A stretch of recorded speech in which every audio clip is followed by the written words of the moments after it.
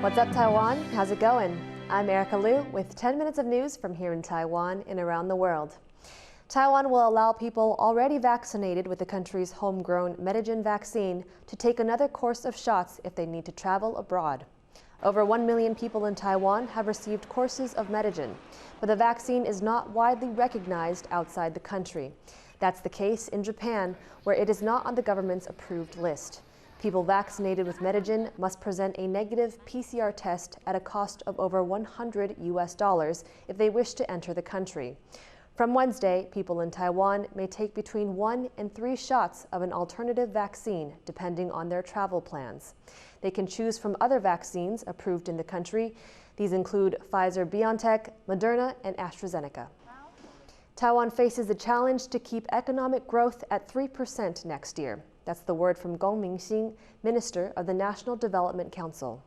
A new report from the International Monetary Fund predicts global economic growth will slow next year to 2.7%. The government says it expects Taiwan's economy to continue to grow, but it admits prices of imported foodstuffs are set to rise before the end of this year. On the effects of U.S. sanctions on China's semiconductor industry, the government says Taiwan's chip makers have already begun to decrease reliance on China. A district prosecutor in Taiwan's northern city of Taoyuan has charged 3 people with human trafficking. The suspects are accused of luring victims with the intent to sell their organs to clients in Cambodia. Police say that messages found on the suspects' phones mentioned words such as organ harvesting and showed contact with a buyer. Victims say they were told they needed to complete liver, kidney, and other health checkups to get a work visa. The plan is said to have fallen through after the buyer found an alternative source. It's just the latest in a string of human trafficking cases involving Taiwanese citizens in Southeast Asia in recent months. Taiwan's government says the number of cases has dropped dramatically thanks to a public information campaign warning potential victims not to accept dubious job offers abroad.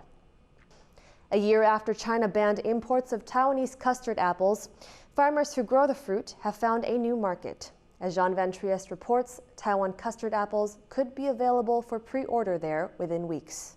Taiwan's custard apple farmers have had a rough year. China, once a major importer, has banned Taiwan exports of the fruit, claiming it's found pests in shipments. To date, 15,000 tons have been left with no one to buy them. But while part of China, Hong Kong has its own customs rules and is offering Taiwan farmers some hope. After talks with a Taiwanese retailer, 4 supermarkets there have agreed to put Taiwan custard apples on their shelves. 那这次我们特别跟香港的超市做实体的结盟，那也把这个台东的这个4家开始在10月下旬做预售。 In the southeastern county of Taidong, a major custard apple growing region, the local government has stepped in to help farmers get rid of pests. But setting quality standards isn't something it can do on its own.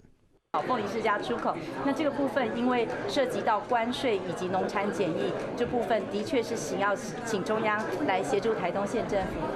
Farmers also hope for government help dealing with high freight costs, a result of the COVID pandemic's impact on flight numbers. But they are hopeful that Hong Kong could be a turning point. 品质继续维持住，然后顾好，然后让它可以更多的世界上更多的国家可以知道，这对我们来讲一定是好事。 If more markets accept Taiwan's custard apples, the hard times brought on by China's ban could be on their way out. Klein Wang and John Van Trieste for TaiwanPlus. New technology is bringing a classic Taiwan painting to a whole new audience. Eric Gao takes a look. A new way to enjoy classic art. A project by Taiwan's public television service uses the latest technology to bring the classic painting, Lotus Pond, into cyberspace with an interactive virtual reality experience. 是把画家在想象的这一块，看他这个绘画的历程等等，这些我觉得都把它给描写，然后让观众可以用沉浸的方式去感受。Artist Ling Yusan made the painting in 1930. He stayed by the pond he was painting the entire night, waiting for the perfect moment when the lotus blossomed. Now, viewers don't have to go through all that. They can put on this headset to experience all the details of the painting. They can even see things from the perspective of a dragonfly buzzing over the pond, a frog jumping on the lotus leaves, or fish swimming in the water.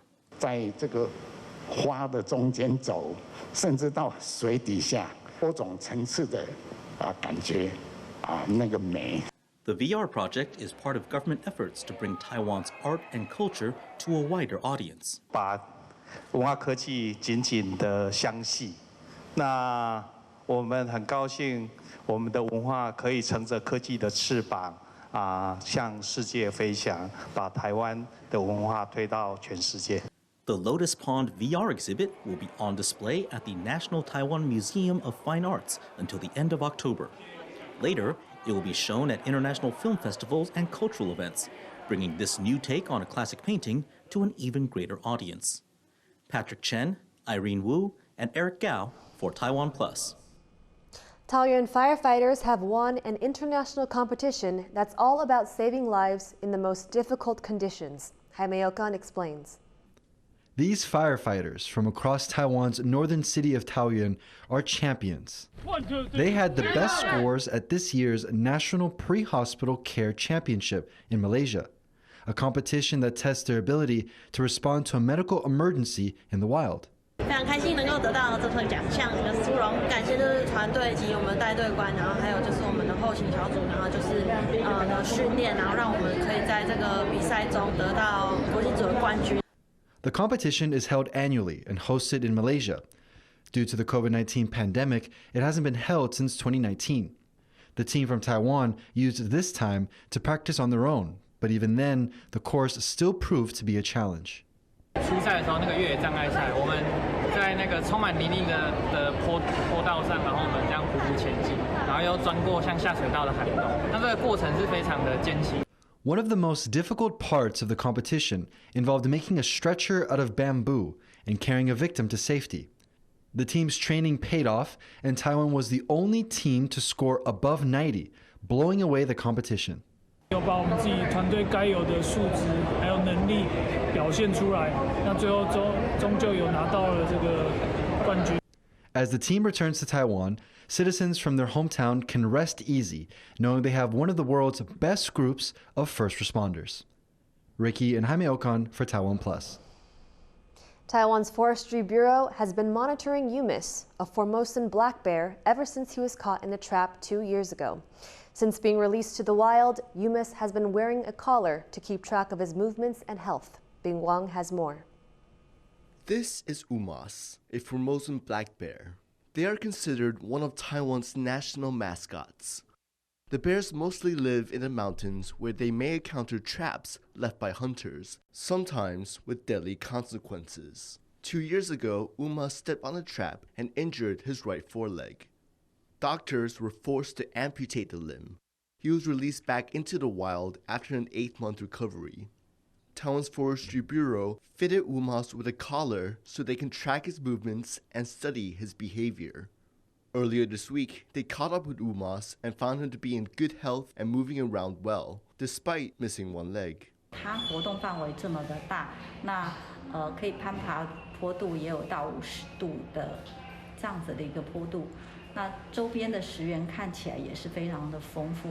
The Forestry Bureau removed the tracking collar, but will use other methods to keep tabs on Umas's health and movements.